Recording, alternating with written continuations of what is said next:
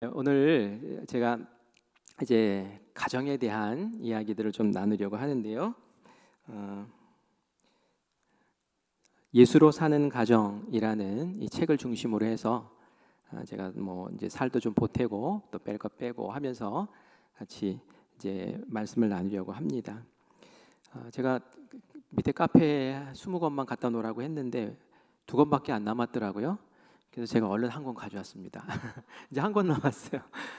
여러분 이제 알아서 구입하시기 바랍니다. 지난 시간에 사실 한번 했어요. 언제 했느냐면 주일 저녁에 한번 했습니다. 그래서 첫 번째 과인 하나님의 가정 설계도 그 부분은 여러분들이 집에서 한번 책을 보시면서 한번 살펴보시기 바라고요. 두 번째 이야기인 아내가 남편에게 어떻게 해야 하는가에 대한 말씀을 함께 보려고 합니다. 지난 시간에 그런 얘기를 했어요. 하나님의 가정 설계도가 있다라고 얘기를 했어요. 왜냐하면 하나님이 가정을 꾸리셨거든요. 그렇죠? 그래서 우리가 건물도 설계자가 있는 것처럼 가정을 최초로 만드신 분이 하나님이시거든요. 그래서 하나님이 가정에 대한 설계도를 가지고 계시고 그 설계도에 맞추어서 우리가 살면 그게 정말 바른 가정을 세워나가는 좋은 길이다라는 것을 지난 시간에 말씀을 드렸어요. 그래서 가정 설계도 4가지 중요한 지침을 말씀드렸는데 우리 한 가지 읽어볼까요? 1번 같이 읽습니다. 부부는 한 몸이다. 그래요. 부모를 떠나서 한 몸을 이루어야 된다. 그래서 부모님의 그 영향력 보호에서 이제는 독립해서 두 사람이 하나 되어져서 가정을 이제 새롭게 시작해야 된다는 그런 말씀을 했고요. 두 번째 같이 읽습니다. 시작. 가정의 중심은 부부다. 부부가 되었으면 이제는 부부 사이의 관계가 최우선이라는 거예요. 그 뭐 부모님과 자녀의 관계도 있고 또 내가 자녀와의 관계도 있을 수 있죠. 하지만 최우선 순위는 그리고 그 가정의 중심은 부부가 가장 우선적인 관계 속에서 가장 깊은 관계 속에서 그렇게 가정을 꾸려 나가야 된다라는 그런 말씀을 드렸습니다. 그다음에 세 번째 같이 읽을까요? 시작. 부부는 다르게 창조되었다.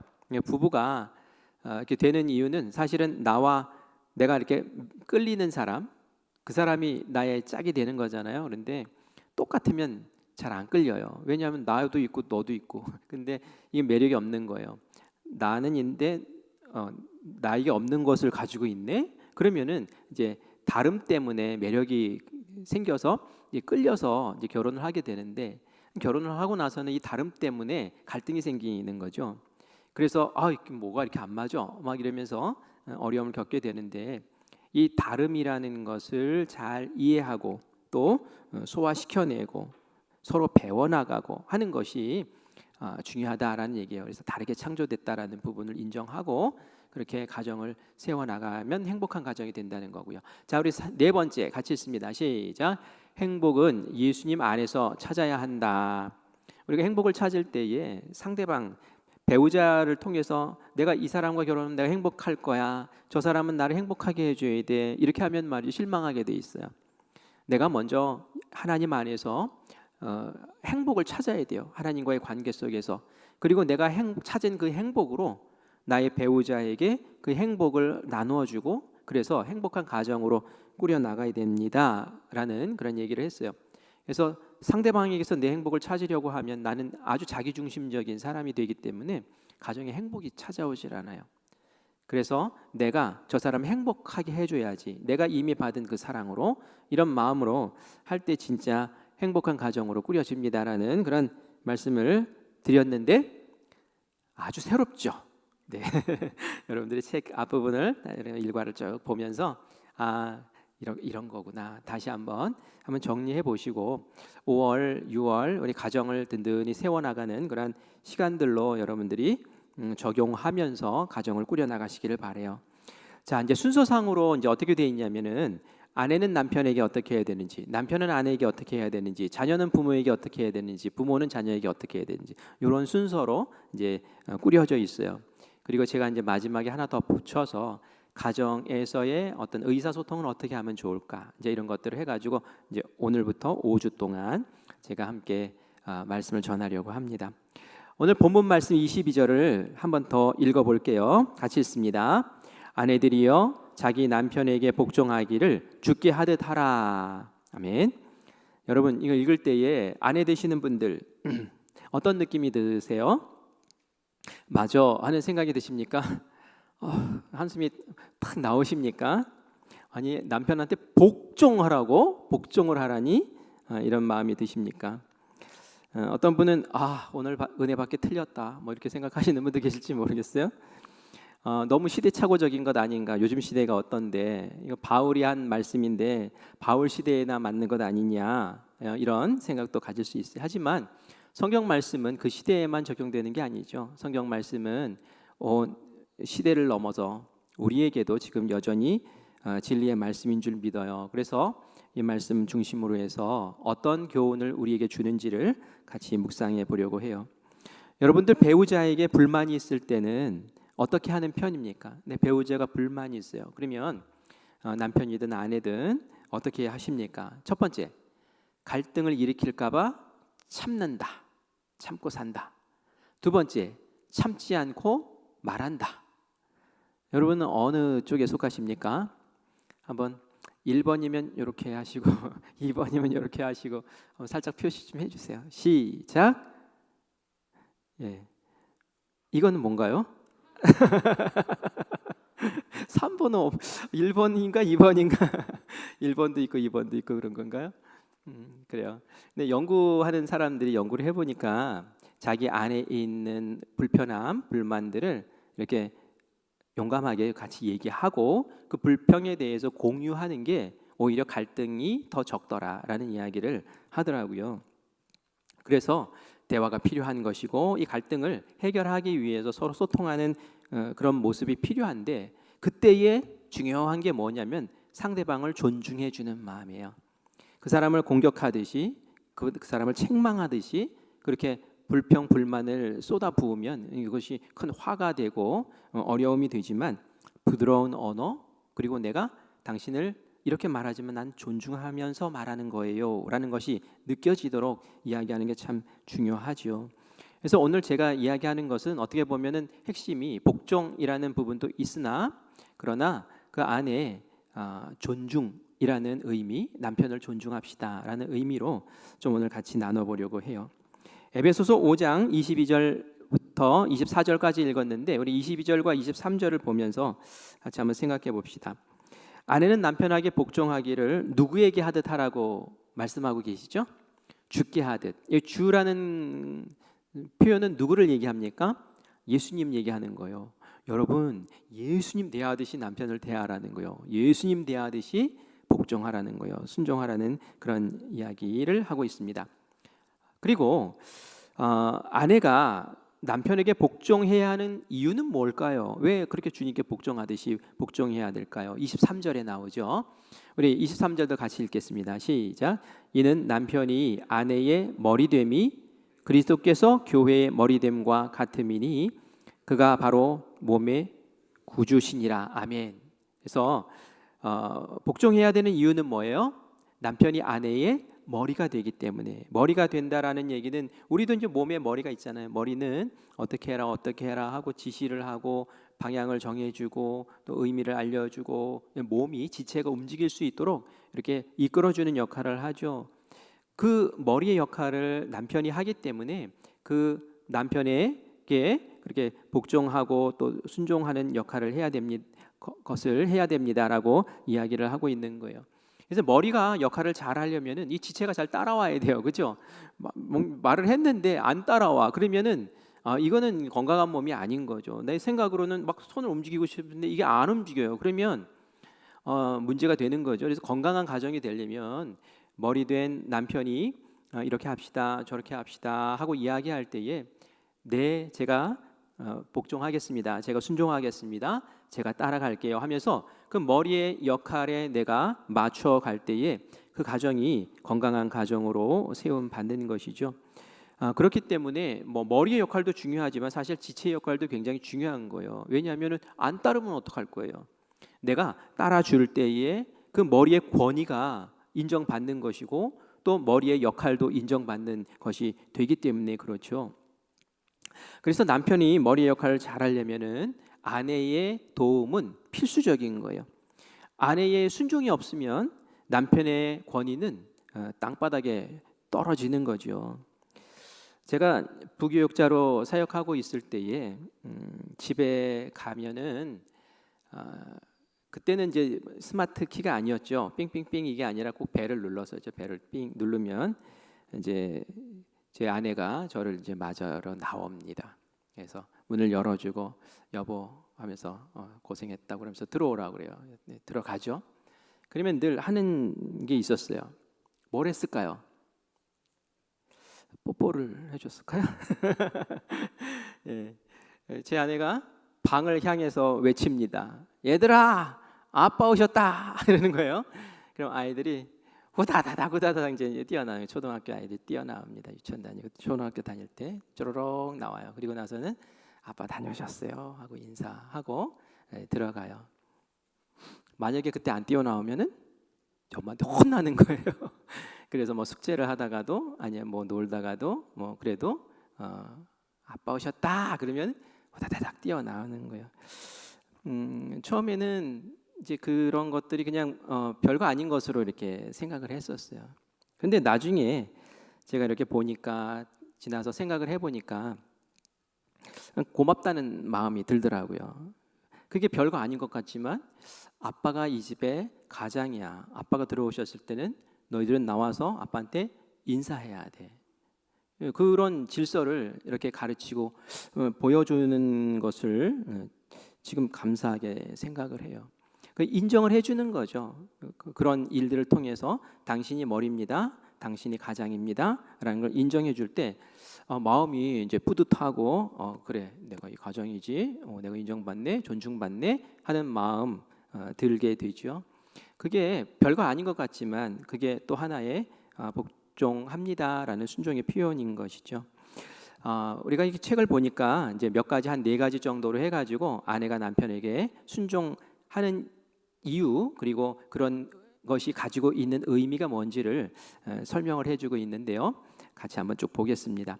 먼저 첫 번째 아내의 순종은 하나님의 명령이다라고 되어 있는데 우리 같이 읽을까요? 시작. 아내의 순종은 하나님의 명령이다. 제가 남편들에게 한번 질문을 해볼게요. 여러분의 아내는 지금 현재 여러분에게 순종하십니까?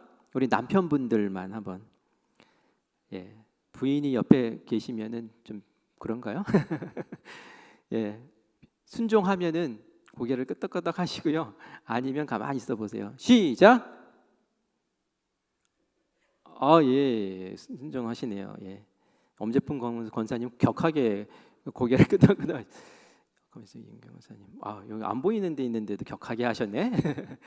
감사해요. 위층을 못 봤네요. 위층도 하나, 둘, 셋. 네. 그래요. 아내분들에게 한번 물어볼게요. 아내분들 남편만 들어서는 안 돼요. 아내분들은 어떠신가 한번 봅시다. 나는 남편에게 순종합니다. 안 합니다는 가만히 있으시면 돼요. 순종합니다. 하나, 둘, 셋. 이거 뻣뻣하신 분들이 여러 분 계시네. 우리 권사님은 우리 남편은 벌써 하늘나라 가 계세요. 이러시구나. 그래서 가만히 계셨군요. 그래요. 감사해요. 예, 제가 따로 물어보겠습니다. 그래요. 근데 이 순종이 사실 좀 쉽지 않아요. 그죠? 의도적으로 남편에게 불순종하려고 하는 것은 아닌데 순종이 또 쉽지 않을 때가 있어요. 그래서 내가 결심하고 내가 성경 말씀에 그렇게 나오니까 남편한테 한번 순종해 보리라. 하지만 좀 어렵습니다. 왜냐하면은 이 남편한테 순종하려면 남편이 좀 잘나야 되잖아요. 남편이 좀 또릿또릿하고 지혜롭고 이래야 되는데 아무리 생각해보면 내가 더 지혜로운 것 같아. 그죠? 남편이 뭐 하자 해서 하면은 뭐가 잘 뒤틀어지고 뭐가 문제가 생기고 뭔가 좀 안 돌아가는 것 같고 결국은 내가 다 추스리는 것 같고 그러면 말이죠. 남편한테 참 순종하기가 어려워요. 속담에도 그런 말이 있잖아요. 마누라 말 잘 들으면 자다가도 뭐가 생겨요? 떡이 생긴대요. 그죠? 그 부인 말 잘 들으라는 거예요, 그죠? 여자 말 잘 들어라 그렇게 이야기를 하죠. 남편들이 실수할 때가 참 더 많기도 해요. 남편들은 또 남자로서 가진 어떤 특성이 있어가지고 뭐 체면, 의리 막 이런 거 중요하게 생각하다 보니까 뭐 보증 안 서야 되는데 막 보증 서주고 막 이랬다가 막 어려움 겪는 경우도 생기고 말이죠.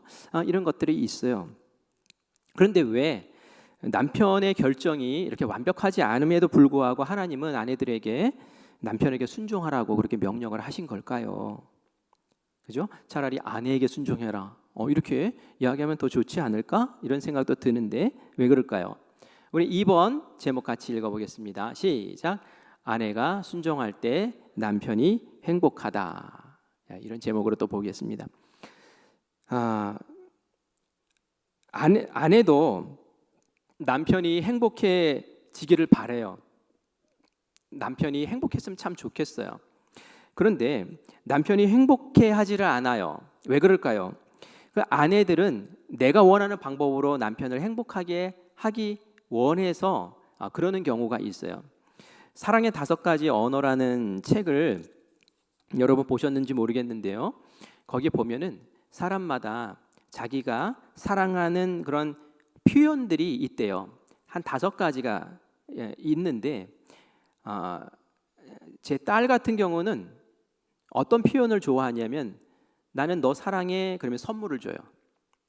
상대방이 나를 사랑해? 그럼 선물 줘. 이게 표현이에요. 어떤 사람은 인정해 주는 말을 해주면은 그게 사랑의 표현인 거죠. 그래서 사람마다 말이죠. 사랑의 언어도 그렇게 다 다른 표현들을 한다는 거예요.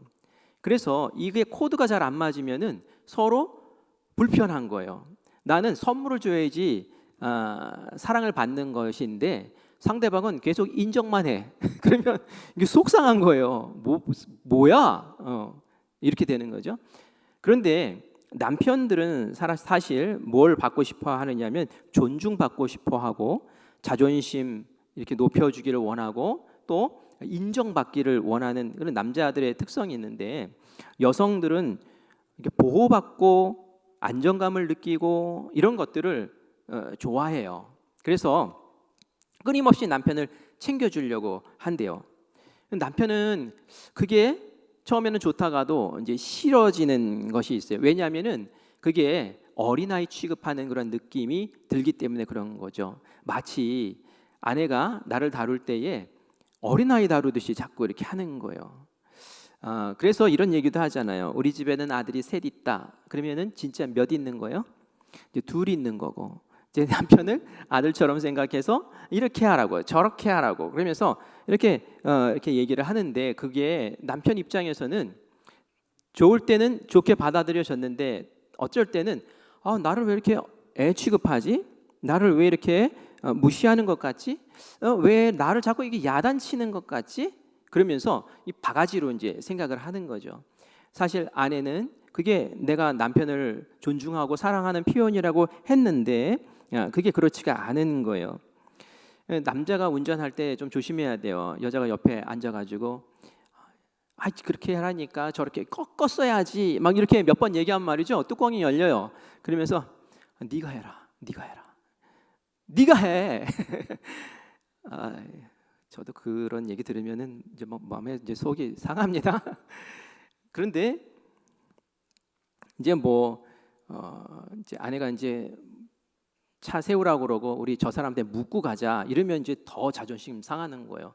저 사람이 나를 무능하게 생각하는구나. 막 이제 이렇게 삐딱하게 생각도 하고 그러는 것들을 보는데 그게 바로 이제 권위의 문제라는 거죠. 아내가 남편의 권위를 이렇게 세워주고 내가 존중받고 지금 아내가 나를 위해서 이렇게 애써주는구나라는 게 느껴지면은 너무 감사한데 그게 아니라 나를 애 취급하는 거 막 다루려고 하고 내가 위하는 건지 아닌 건지 무시하는 것 같고 이러면 말이죠.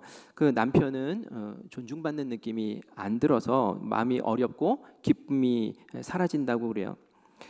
어떤 사모님의 얘기가 있어요. 이 사모님은 결혼한 다음 해에 경기도 여주로 이사를 갔대요. 거기 이제 목회를 시작하는 거예요.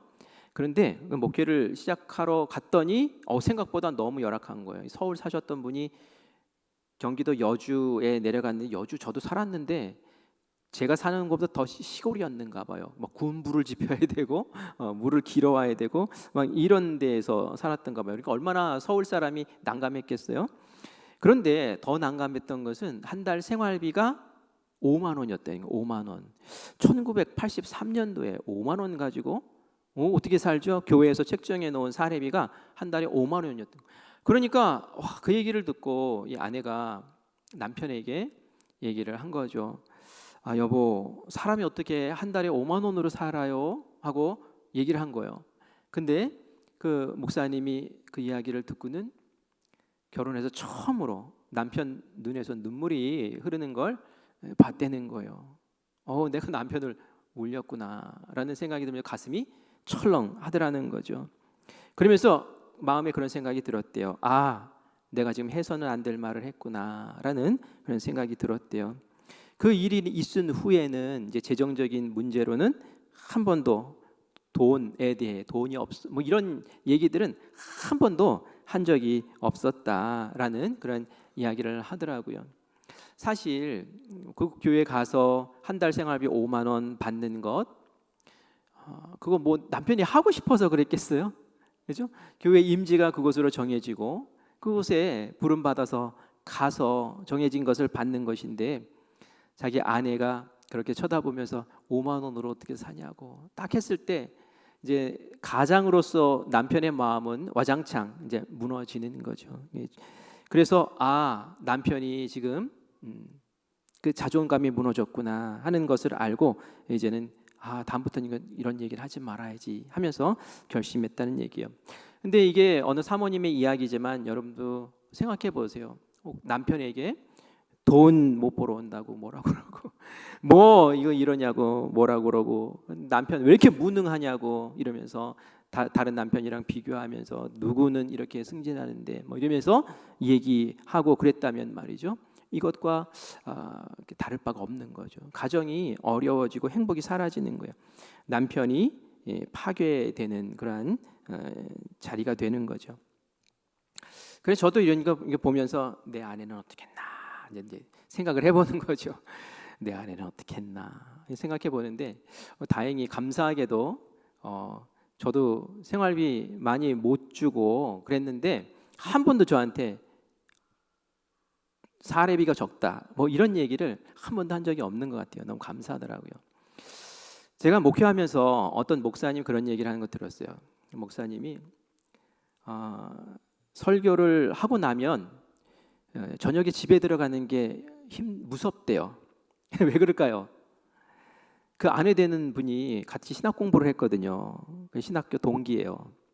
그래서 결혼을 했는데 그날 주일 저녁에 이제 들어가면은 그 아내가 노트를 수첩을 펼쳐놓고 설교에서 은혜가 안 됐던 부분들을 조목조목 짚어가면서 당신 이러면서 얘기를 하는데 아주 힘들다는 거예요. 그 시간이 너무 힘들다는 거예요. 그리고 그럼 다음 주에 설교를 더 잘하느냐?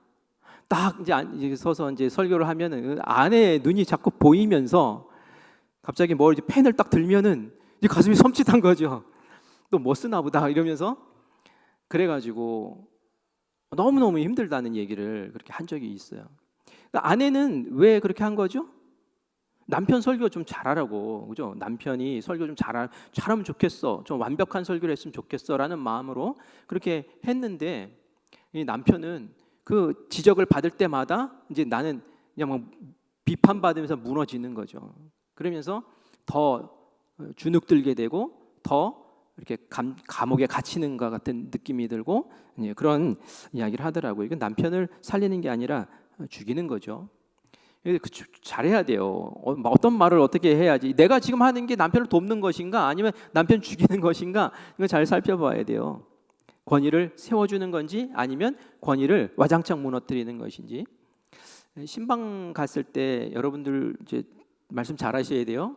목사님 왔으니까 이번 기회에 우리 남편 한번 고쳐보자 해가지고 남편의 흉을 막 보면서 우리 남편은 뭐 이래요 저래요 뭐 하면서 나쁜 안 좋은 이야기들을 자꾸 하면서 목사님 야단 좀 한번 쳐주세요라는 심정으로 이야기하는 분이 계셔요. 그죠? 계실 수 있어요.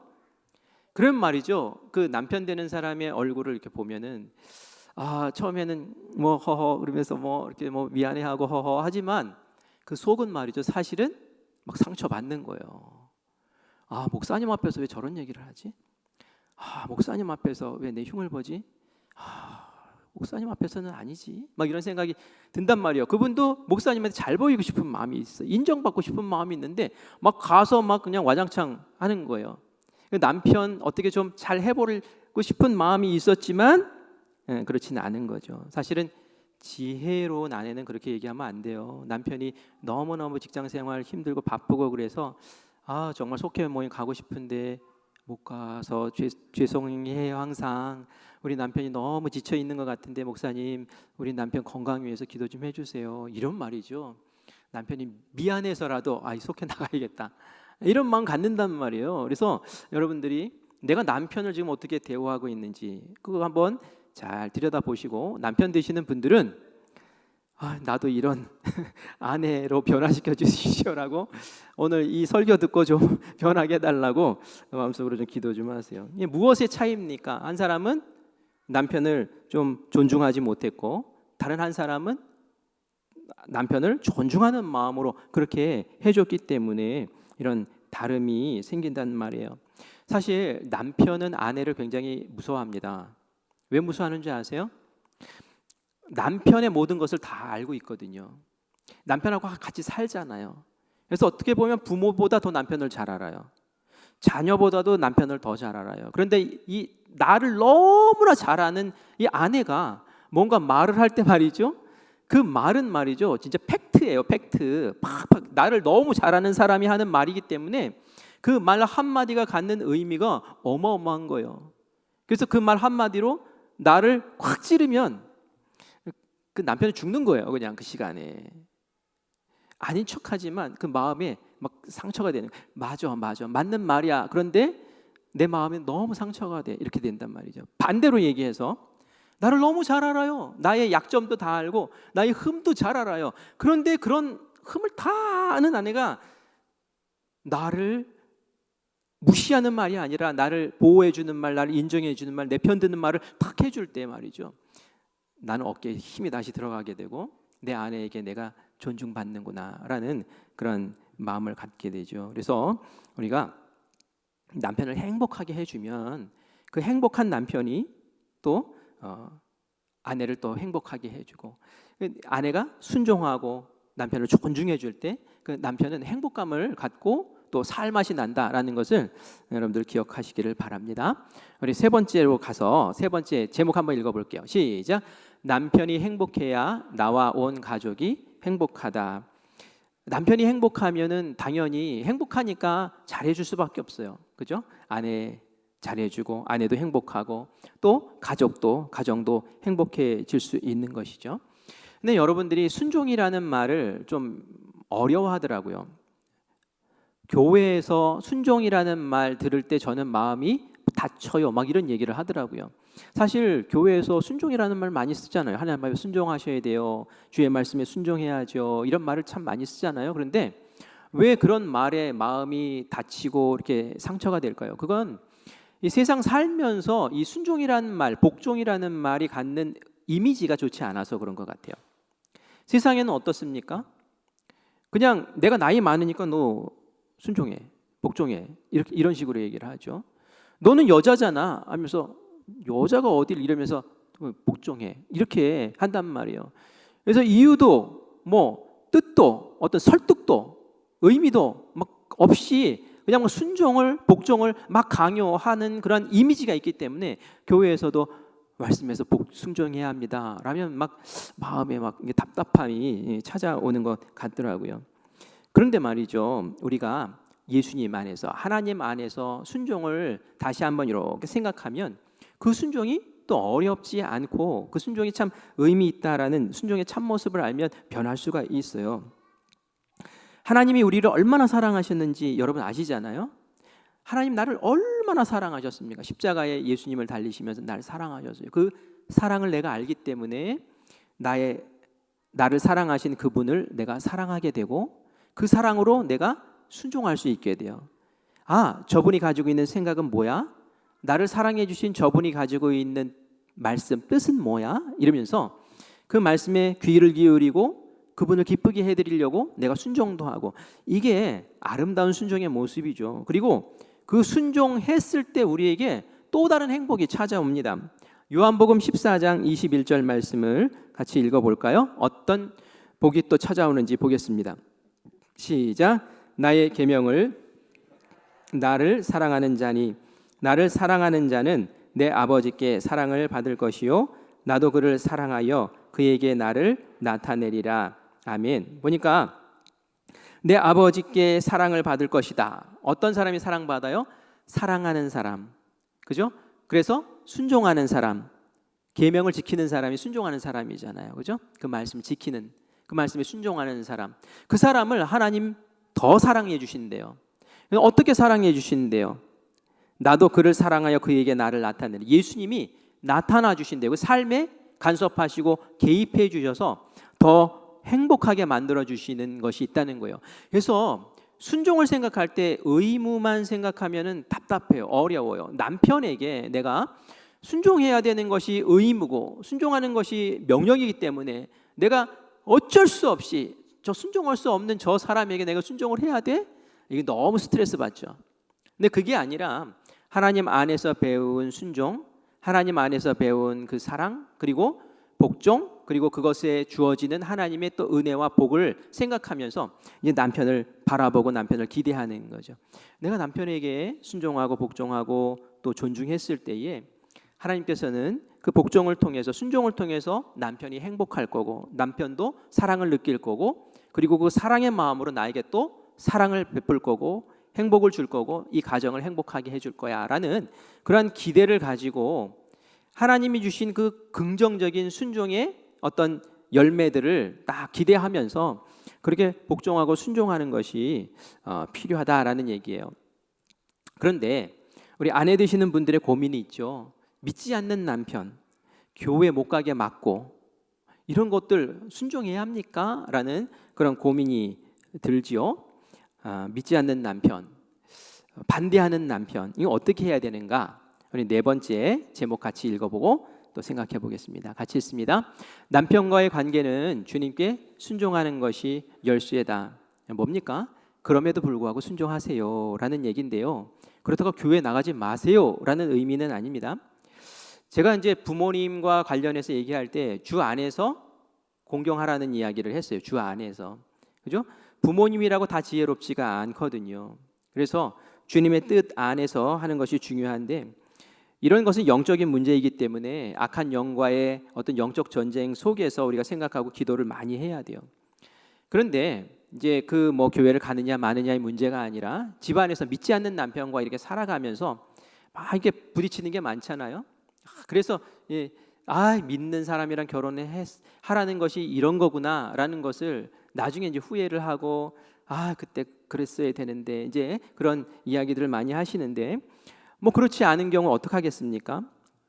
그럴 때는 이렇게 해야 돼요. 순종하고 하나님 바꿔주세요 기도하고 또 순종하고 또 기도하고 이러면서 이렇게 나아가야 된다라는 그런 이야기입니다. 남편은 분명히 내가 순종하면은 남편은 변한다라는 그런 믿음을 가지셔야 돼요. 시간이 걸릴 뿐이다라는 그런 믿음을 가지셔야 돼요. 남편의 마음에는 그런 마음이 있어요. 아내가 교회 다닐 때, 저 내 집사람이 교회 가다가 거기 확 미쳐버리면 어떡하지? 폭 빠지면은 집도 버리고 가정도 없고 난리 난다 그러던데 하는 그런 불안함이 있어요. 그리고 남편이 아내를 볼 때 집에서는 내 말 잘 안 듣는데 목사님 말이라 그러면 막 엄청 막 순종해요. 그럼 기분 나쁘죠. 남편은 난데 왜 저기 가서 순종을 하고 그래? 나는 무시하면서 이런 마음들이 있단 말이에요. 그래서 우리 부인들이, 아내들이 집안에서 남편 존중을 참 잘 하셔야 돼요. 그래서 내가 당신을 이렇게 존중하니 당신도 나를, 내 영적인 부분들, 나의 신앙적인 부분들을 존중해 주세요라는 그러한 사인을 이렇게 주셔야 됩니다. 어떤 남편이 그런 얘기를 했대요. 나는 아내와 내 아내는 25년 동안 5명의 남자와 살았습니다 라는 얘기를 했대요. 이게 무슨 말이에요? 남자를 5명이나 바꿨다는 얘기예요? 제주도 좋아요? 5명을 바꿨다는 얘기가 아니라 그런 얘기더라고요. 내가 내 아내와 처음 결혼해서 살 때와 25년이 지나서 지금 나의 모습은 5번 전환되는 기회가 있었다는 얘기예요. 근데 그게 25년이 걸렸다는 얘기죠. 그 말은 뭡니까? 변한다는 얘기예요. 변한다는 얘기예요. 초창기 남편과 내가 순종하고 기도하고 순종하고 기도하고 하면서 변화시켜서 만들어내는 남편이 분명히 있다는 얘기예요. 근데 우리가 그걸 탁 포기를 해버리고 이제 아니야 라고 하는 것이 아니라 시간이 걸린다라는 것을 보고 인내하면서 남편에게 순종하고 기도하는 그러한 과정들을 계속 거쳐나가는 것이 중요하다라는 얘기예요. 정말 이게 가능한가? 이게 가능한가? 성령 충만하면 가능합니다. 우리 에베소서 5장 18절과 21절 말씀 2절만 보겠습니다. 우리 18절 말씀 같이 읽어볼게요. 시작. 술 취하지 말라. 이는 방탕한 것이니 오직 성령으로 충만함을 받으라. 아멘. 왜 이 말씀을 읽었냐면 우리가 읽었던 본문 말씀 바로 위에 있는 말씀이에요. 우리 본문 말씀은 아내들이 남편에게 복종하라고 라는 그런 말씀이잖아요. 그런데 그 바로 윗부분에 보면은 이런 말씀이 나와요. 성령 충만을 받으세요. 성령 충만을 받으세요. 그러면은 어떻게 할 수 있느냐면은 21절 말씀도 같이 볼게요. 그러면 이렇게 할 수 있다는 거예요. 같이 읽겠습니다. 그리스도를 경외함으로 피차 복종하라. 복종할 수 있다는 거예요. 피차 복종할 수 있다는 거예요. 성령이 충만하면 그게 가능하다는 거예요. 그리고 피차 복종할 때에 그 피차의 가장 1순위가 아내가 남편에게 복종하는 겁니다 라고 하면서 이 말씀이 쭉 이어진다는 얘기예요. 우리가 성령 충만하지 않기 때문에 복종하지 않는 거예요. 내가 성령 충만하면 예수님을 경외하는 마음으로 그렇게 남편에게 순종할 수 있는 마음이 생겨요. 성령이 충만하면 남편에게 복종하는 것이 그렇게 어렵지가 않게 느껴져요. 남편과 나 사이에 어떤 문제가 있고 내가 아내가 남편에게 이렇게 복종하고 싶지가 않고 뭐가 어렵고 막 그럴 때는 내가 주님과의 관계가 온전한가라는 것을 그래서 한번 생각해 볼 필요가 있어요. 내가 남편을 바꿔야지 이게 아니라 남편을 위해서 내가 순종하고 또 내가 복종하고 내가 기도할 때 남편이 어떻게 변할 것인가라는 것을 기대하면 정말 그 안에서 변화가 일어납니다. 내가 바가지 긁는다고 변하는 게 아니에요.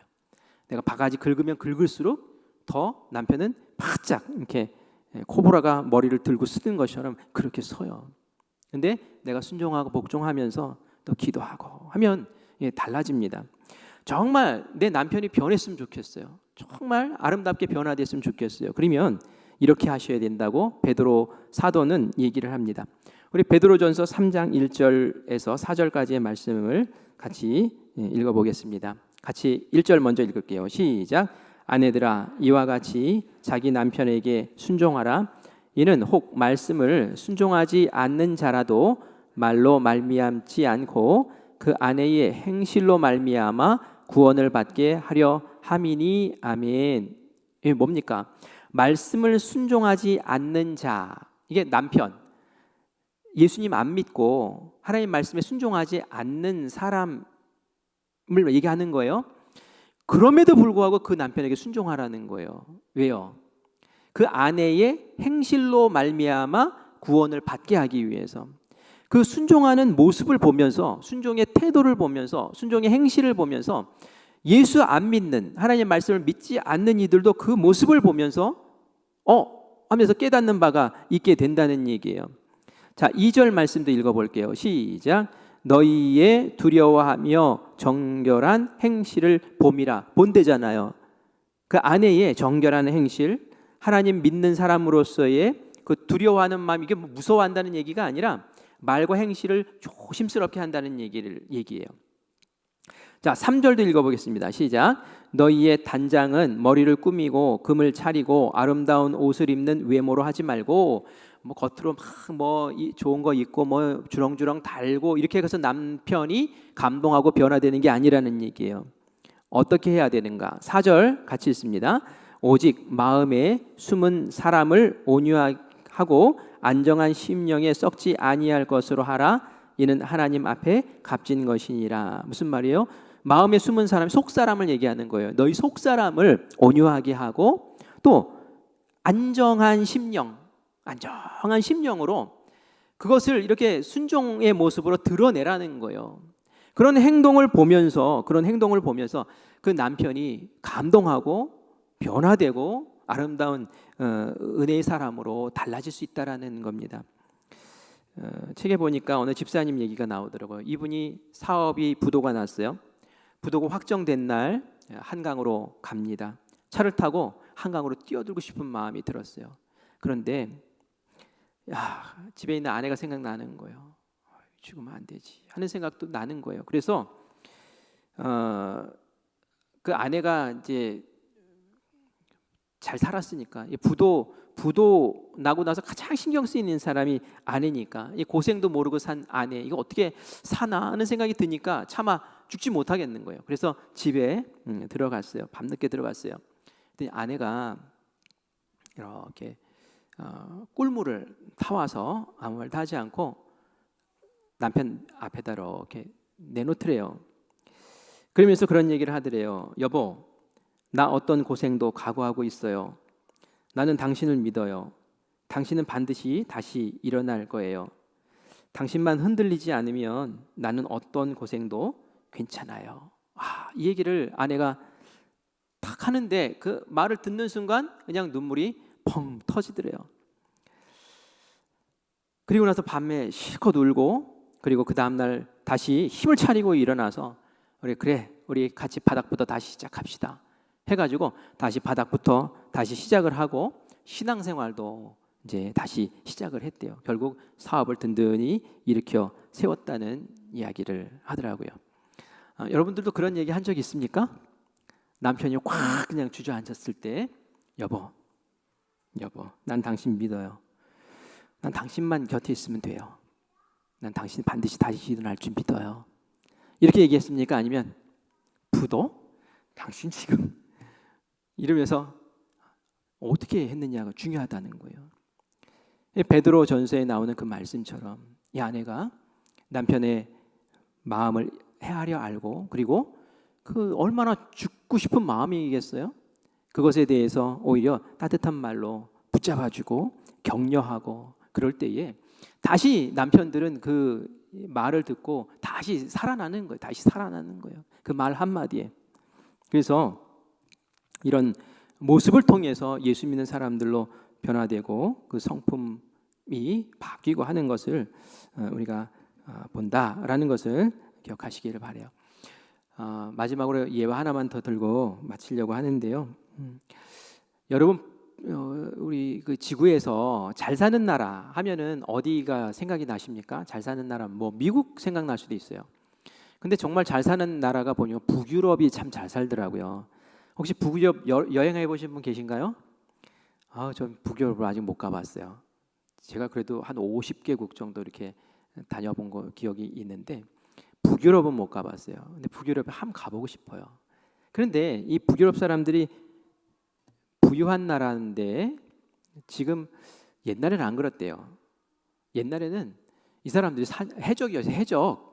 여러분 바이킹 알잖아요. 거기 무식하고 말이죠. 힘만 세고 말이죠. 용감하고 사람 다 잘 때려잡고 도둑질하고 뭐 이런 사람들이 그 북유럽 사람들이었어요. 근데 왜 이렇게 달라졌을까?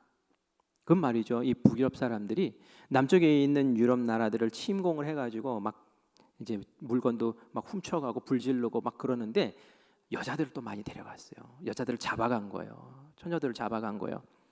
그래가지고는 강제로 막 우리 집에 와서 살아하고 막 결혼을 해버리는 거예요. 근데 이 잡혀갔던 사람들이 대부분이 기독교인인 거예요. 기독교인들이기 때문에 하나님 말씀을 아는 거죠. 이 모자라고 이 해적이고 훔쳐온 사람, 이 흉악 아주 잔인 무도한 이 사람이 나의 남편인 거예요. 그런데 어떻게 해야 돼요? 칼을 들고 잠잘 때 찔러 죽여야 되나요?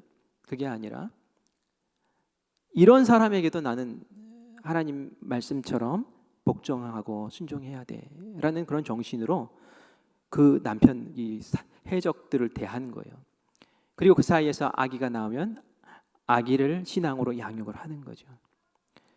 그러니까 말이죠, 이 남편들이 변하는 거예요. 처음에 이 포악하고 난폭하고 이 해적들이 말이죠, 이렇게 아내의 그 신앙적인 모습들, 그 행동들 보면서 자기들 동족 여자들하고 다른 거야. 다 자기들 동족 여자들은 같이 막 싸웠는데 이 다른 거예요. 그러면서 마음의 감동을 받으면서 가정이 변하고 그 신앙으로 양육된 자녀들이 그 나라의 지도자들로, 영적인 지도자들로 세움 받으면서 그 북유럽의 나라가 이전에 해적의 나라가 아니라 지금은 복지의 나라, 행복한 나라, 남들이 부러워하는 나라로 변화됐다는 얘기죠. 청교도 신앙이 움튼 나라, 이렇게 변화됐다는 얘기죠. 그래서 우리가 아내와 남편 사이에서 이 관계를 이렇게 생각하면서 오늘 한번 생각해 보세요. 나는 남편에게 어떤 모습으로 대했는가? 무시하고 어린아이 취급하고 무식하다고 깔보고 말도 함부로 하고 그랬던가? 아니면 정말 존중해 줬던가? 살려주고 내가 다 알지만 그래서 우리 서로 행복을 찾아서 그렇게 가고 있었던가? 내 믿지 않는 남편에게 내가 어떻게 했던가? 내가 이 남편 믿지 않는다고 마귀 취급하면서 그렇게 속상해하면서 지냈던가?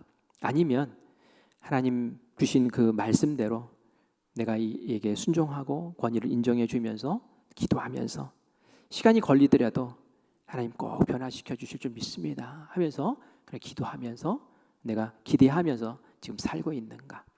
다시 한번 잘 생각해 보시고 이 말씀을 통해서 여러분의 가정을 다시 한번 복되게 세워나가시는 여러분들 되시기를 간절히 축복합니다.